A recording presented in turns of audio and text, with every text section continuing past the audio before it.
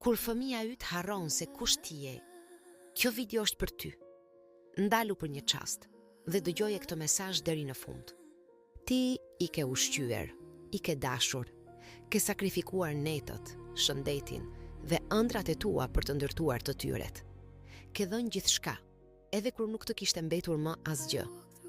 Dhe një ditë, pas një paralajmërim, fëmia yt të trajton sikur të ishe një i huaj, ose edhe më keq, sikur të ishe armik.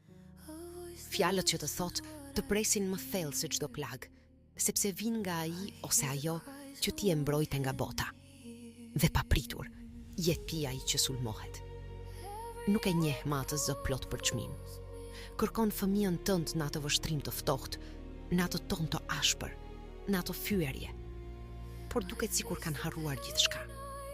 Ka harruar krahët e tu gjithmonë të hapur, lutjet e tua në heshtje dhe përpjekjet e tua që askush nuk i pa.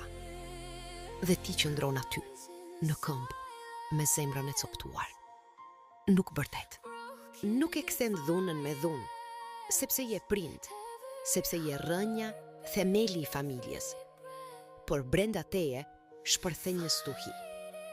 Jo urrejtje, vetëm një trishtim i pafund, një zbrazëti që as dashuria nuk arrin ta mbush më, kur respekti shuhet. E megjithatë, ti vazhdon të lutesh, vazhdon të shpresosh, vazhdon të qëndrosh. Sepse një prind që dashuron me të vërtet mund të përballojë pothuajse gjithçka, përveç ftohtësisë dhe mungesës së respektit nga gjaku i vet. Respekti është vija që nuk duhet kaluar. Pasi ajo vi shkelet, nuk ka më kthim.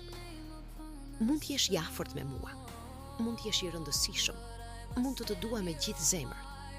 Por nëse e shkel kufirin e respektit, vendi yt në jetën time ndryshon menjëherë. Sepse edhe një i panjohur mund të më thyej. Një i panjohur mund të më flas keq, të më përçmoj, ose të më gjykoj pa më njohur.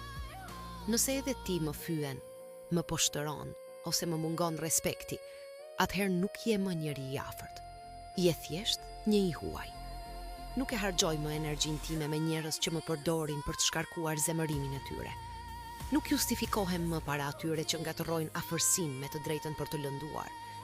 Nëse dëshiron të mbetesh pjesë e jetës sime, mëso të respektosh vendin tënd. Sepse fal shumë, por nuk harroj kurrë mënyrën se si më fole. Pikërisht kur mendove se nuk do të ngrihesh më. Dhe më beso, unë ngrihem. Por këtë herë, pa ty. Kur është vetë fëmia yt ai që të lëndon, dhimbja nuk ka krahësim.